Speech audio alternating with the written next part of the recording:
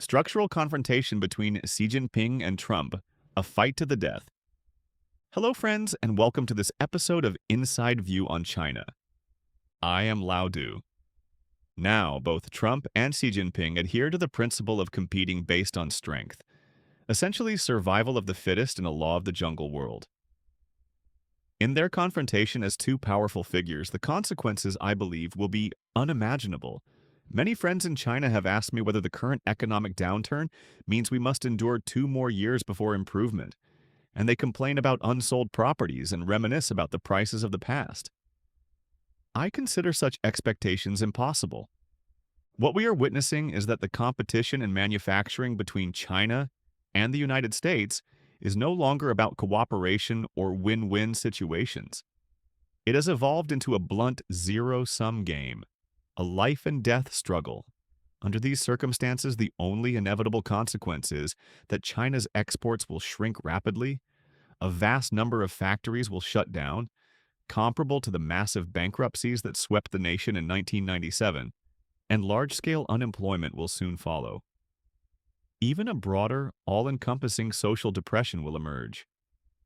According to CCP theory, the economic base determines the superstructure, which would leave the CCP regime extremely vulnerable. And I say this is so because this situation is not a normal competition in which both sides can win. There is hardly any room for negotiation or cooperation. It is an antagonistic contest in which one side's victory directly implies the other side's loss, with no middle ground.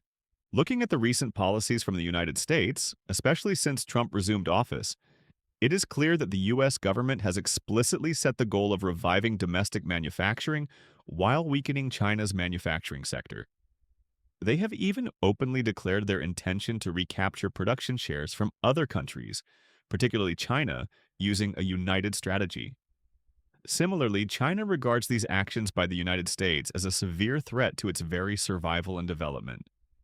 Therefore, at its core, the Sino-US manufacturing dispute is an irreconcilable zero-sum conflict rather than a win-win collaboration.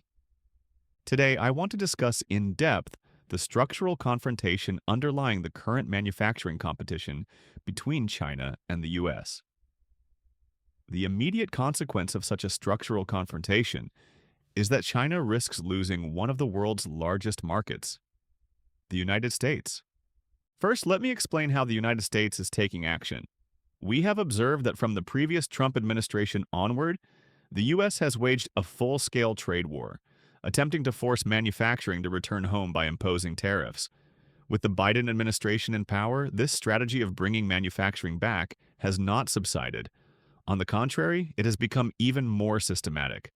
Although the tone toward China under Biden is somewhat different, in reality, the tough policies enacted during the Trump era against China have not been revoked. Instead, economic restrictions on China are continually being tightened. In the past few years, the U.S. has introduced a series of industrial policies and laws, investing enormous subsidies to encourage key manufacturing sectors, such as semiconductors, automotive batteries, and more, to re-establish production on American soil.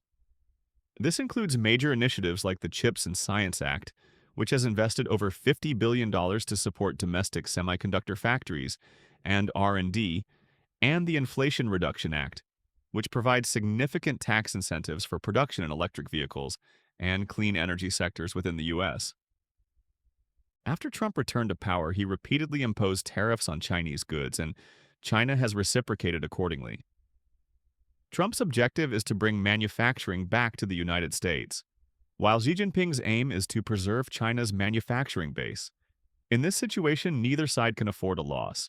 It can be said that today, from the government to Congress, both parties in the U.S. are more united than ever in viewing China as their number one economic adversary.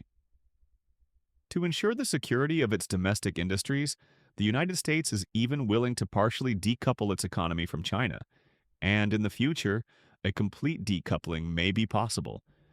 The U.S. is attempting to move supply chains out of China or relocate them to safer countries to reduce its dependence on China. This approach embodies a new Cold War mentality that divides the global economy into two camps. Behind these series of actions, the intention of the United States is very clear: to try to contain the rise of China's manufacturing sector in order to prevent China from threatening U.S. dominance in high-tech and manufacturing in the future. We have already begun to witness that this confrontation is leading to trends of decoupling and fragmentation in the global economy. Some commentators even say that the world is being forced into two distinct systems. In response to this situation, Chinese companies are transferring their industries. After Trump resumed office, not only did he impose tariffs on China, but he also almost imposed tariffs on nearly every other country, which means that China's manufacturing sector is about to face unprecedented pressure. Having discussed the U.S. side, let us now examine how China is responding. Facing the aggressive encirclement by the U.S., China has implemented several major strategies. First is the internal circulation strategy, which emphasizes focusing on and energizing the domestic economic cycle. In other words, China plans to tap into its vast domestic market and production capacities to reduce its technological dependence on external markets such as the United States.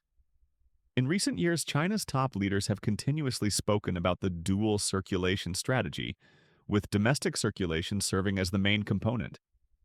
This means that China intends to drive economic growth through domestic consumption rather than overly relying on exports. It also implies that China aims to achieve self-sufficiency in core technological components and to build a complete industrial chain within the country so that even if there is an external supply disruption or blockade, the Chinese economy can continue operating autonomously. The idea is commendable, but the reality is harsh. China's domestic economy is currently in free fall. Real estate bubbles, local government debt crises, stock market crashes, weak investment in private enterprises, soaring unemployment, and insufficient domestic consumption that cannot quickly rebound. Moreover, achieving self-sufficiency in high-end technology is not something that can be accomplished overnight. Although China has been striving to stimulate domestic demand and boost consumption, the results remain unsatisfactory. The incomes and consumer confidence of ordinary people are still insufficient to fully support the vast manufacturing sector that drives China's economic development. In the current situation, the so-called internal circulation appears to be nothing more than a castle in the air. The second strategy is to vigorously promote the Belt and Road Initiative. However, this approach is akin to a weasel wishing a happy new year to a chicken. Its intentions are suspect. Through investments in overseas infrastructure and economic cooperation, China seeks to expand new markets and strategic spaces abroad. In other words, it aims to create avenues for offloading its excess production capacity.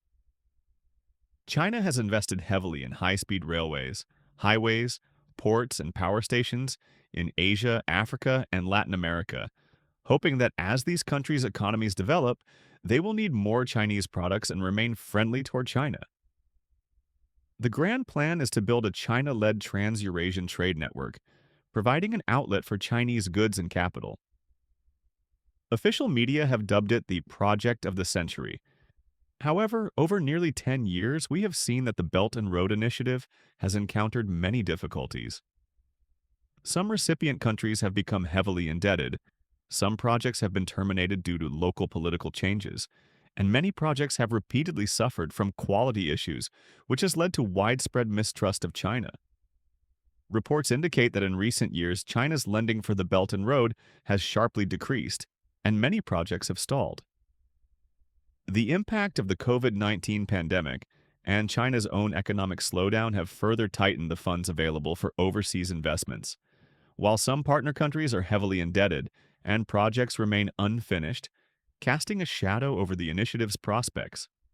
Even Chinese leaders themselves are now reflecting on and adjusting this strategy. Therefore, although the Belt and Road Initiative still has diplomatic influence, its actual effectiveness in opening new markets for Chinese manufacturing or in shifting production away from China is very limited and has even heightened international vigilance about China's intentions. The third strategy is that China is making strenuous efforts towards technological self-reliance in order to break through the U.S. technological blockade. We have all witnessed that in recent years, China has invested vast resources in technological innovation. From manufacturing large aircraft, developing domestic chips, to establishing 5G artificial intelligence, aerospace, and lunar exploration programs, all these efforts are aimed at supporting China's own core technologies and freeing itself from dependency on foreign sources. The phrase being choked has become well known. The United States restricts China in high-end chips, EDA software, and precision manufacturing equipment, causing great pain in China. Consequently, China has introduced strategies such as self-reliance in science and technology and the Made in China 2025 initiative with the goal of achieving autonomy and control in key fields. We have seen some achievements, such as the Beidou navigation satellite system, replacing the American GPS, world-leading high-speed rail technology, and Huawei developing its own operating system.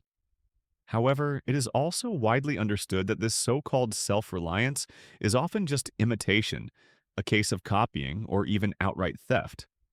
Moreover, in the most advanced fields such as semiconductor manufacturing, aerospace engines, and other cutting-edge areas, China remains very backward and heavily dependent on imports from abroad.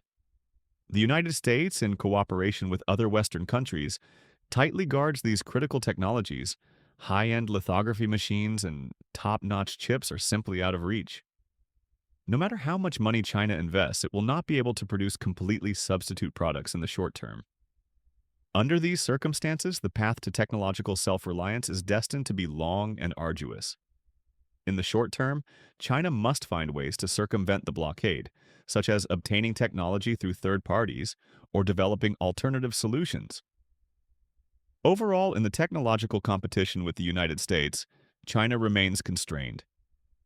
It is also important to note the strategy of allying with Russia to counterbalance U.S. pressure. Particularly in the past 2 years, changes in the international situation have brought China and Russia closer together. After the outbreak of the war in Ukraine, the West imposed unprecedented sanctions on Russia, while China essentially expressed sympathy and support for Russia's position. We have seen that on the eve of the war, Xi Jinping and Putin issued a so-called joint statement declaring unlimited cooperation between the two countries, which demonstrated a high level of strategic collaboration. This closer alignment between China and Russia provides both sides with political support.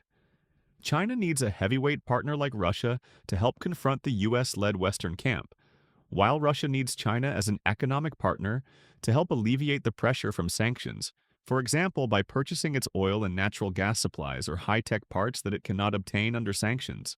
In effect, China and Russia are now somewhat like grasshoppers clinging together on a rope, bound by common interests and huddling together for warmth. However, I want to emphasize that this Russia-China alliance against the United States is limited and very risky. First, Russia's national strength and economic scale cannot compare with that of the United States, nor even with China itself. Russia's economy is roughly equivalent to that of Guangdong province, and what Russia can provide China is mainly limited to energy and some military technology, which is currently inadequate, with many projects halted and even its voting support in the UN Security Council diminished. Thus, Russia cannot compensate for the losses China would suffer in the Western markets and technological domains. Second, the war in Ukraine has brought significant negative spillover effects for China. Because China refuses to condemn Russia's invasion, European countries' perceptions of China have deteriorated sharply. What China originally hoped would win over Europe now increasingly sides with the United States, which has adopted an even tougher stance toward China. The Russia-Ukraine conflict has united the US and Europe more than ever, especially during the Biden administration. This dynamic puts China in a diplomatically passive position. Furthermore, Russia's war is not going smoothly. If Russia is defeated or enters a prolonged period of decline, China will find that its high-stakes partner has turned into a burden, a decaying entity that, beset by internal and external crises, may even demand more from China in geopolitical terms. One only needs to recall the turmoil in Central Asia and the border regions after the collapse of the Soviet Union, or the historical instances when China and Russia had falling outs. These factors all determine that an alliance with Russia against the United States is merely a stopgap measure rather than a long-term solution. Through the above analysis, we can see that the confrontation between China and the United States in manufacturing and technology is no longer simply an economic competition, but has expanded into a comprehensive strategic struggle that has evolved into a new Cold War. I do not think it is an exaggeration to describe it in these terms. Just as in the Cold War between the US and the Soviet Union, today the rivalry between the US and China encompasses trade, technology, military matters, and even ideology, with clearly defined boundaries and mutual distrust. As some international observers have noted, the post-Cold War era of globalization is coming to an end. The world is sliding towards a situation in which it is divided into two systems. On one side is the Western alliance dominated by the US and Europe, which emphasizes freedom, democracy, and market economy. On the other side is a camp represented by China and Russia, along with countries such as Iran and North Korea, which adhere to authoritarian systems and developmental models. Many countries now feel the pressure of great power competition and are forced to choose sides between the US and China, trying to maintain a careful balance. Against this backdrop, the Sino-US conflict has transcended mere economic interests and has risen to a level that concerns the very survival of the regime and the direction of civilization. American leaders have repeatedly defined China as the greatest long-term threat to the free world. In other words, if the Chinese model were allowed to expand, global democratic values and American leadership would be undermined. From the perspective of Washington, this is not just a matter of trade surpluses or deficits. It is a contest over values and institutional superiority. Some hawkish figures in American politics have explicitly stated that the ultimate criterion for victory in the competition with China is the toppling or significant weakening of an authoritarian regime, such as the CCP, in order to eliminate any threat to the United States. In short, they define the ultimate goal of the Cold War as fundamentally changing the nature of the Chinese regime. Although this view has not been adopted as official policy, it reflects a certain understanding in the United States of the nature of this struggle. That without defeating the Chinese communist system, America will never be able to rest easy. From the Chinese perspective, this conflict is likewise seen as a life-and-death struggle for the survival of the regime. In recent years, Chinese leaders have repeatedly emphasized various crisis warnings, such as the unprecedented great changes in a century and the risk of the party and the country perishing. Clearly, they view the relentless pressure from the United States as a tremendous threat to the survival of the CCP regime. Xi Jinping's current approach is reminiscent of the period during which the CCP fought against U.S. aggression during the Korean War and the ensuing Cold War. In that mindset, one must be prepared to fight at all costs, with intermittent offensives. Recent documents from the Ministry of Foreign Affairs have shown that Xi Jinping has long been planning and preparing for a war with the United States. If the U.S. were truly able to contain China economically and technologically, to halt China's economic growth or cause living standards to stagnate or even decline, then the very existence of the Chinese Communist Party would be at risk, leading to a reversal in domestic public sentiment and potentially enormous changes. For a regime that is so heavily dependent on economic performance to justify its governance, such a scenario would be a fatal blow. History provides a vivid warning. In the later stages of the Cold War, economic difficulties led to widespread dissatisfaction in the Soviet Union, failed reforms, and ultimately the collapse of the communist regime. This is a living lesson. The CCP clearly does not want to follow in the footsteps of the Soviet Union, which is why it has implemented such strong internal adjustments aimed at ensuring stability and self-control. The stakes of this struggle have been elevated to one that determines the fate of the party and the country. If we lose, it could result in the complete downfall of the party and the nation. For us Chinese, this is ultimately a test of our own civilization's future. China's history, spanning thousands of years, has witnessed cycles of prosperity and decline. Every major transformation has repeated the same choices, and historically, China has never escaped the vicious cycle and suffering of autocratic rule.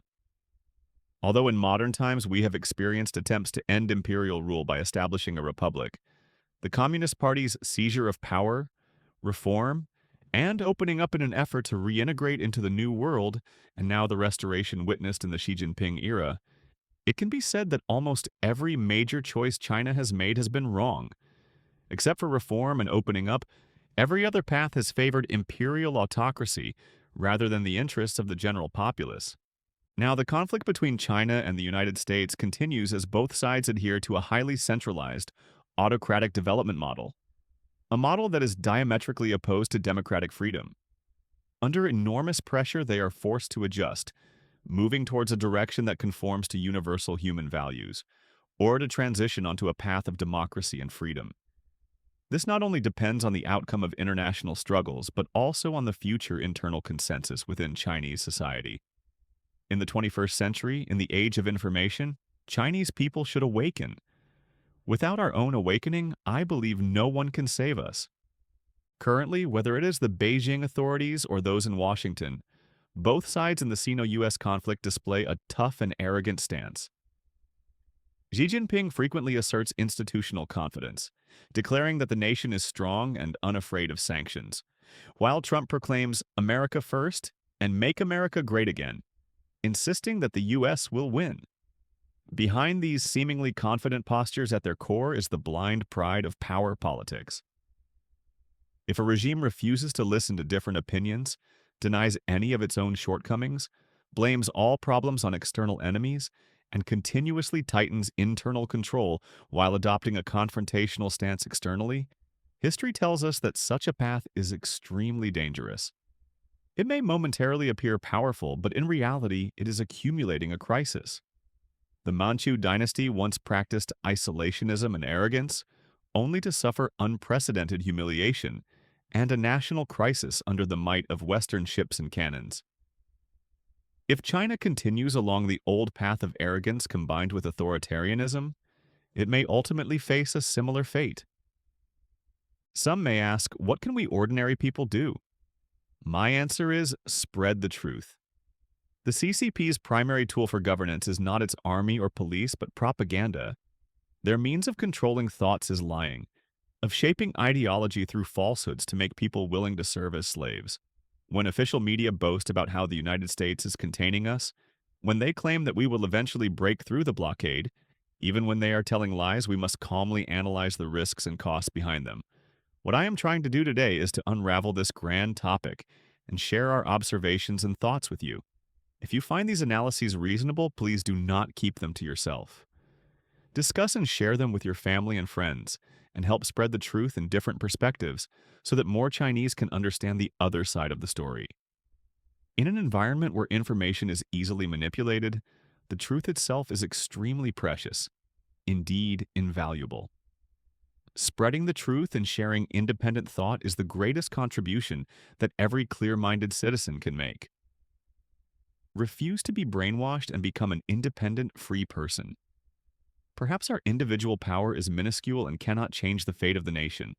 But when tens of millions of awakened minds come together, it will be an irresistible force. In this process, I hope everyone can maintain a clear and resolute attitude, not blindly pessimistic, nor blindly optimistic, but recognizing the severity of the situation while believing that with effort and change, there is hope for a turnaround. Every piece of truth shared is like a lamp in the darkness. When everyone becomes a lamp, the world will be bright. That concludes today's program. Thank you very much for your patient listening. Inside View on China is merely my attempt to share some internal perspectives that I have observed in hopes of providing you with useful references. May we all remain clear-headed and make wise choices and judgments. Thank you, everyone, and see you tomorrow at the same time.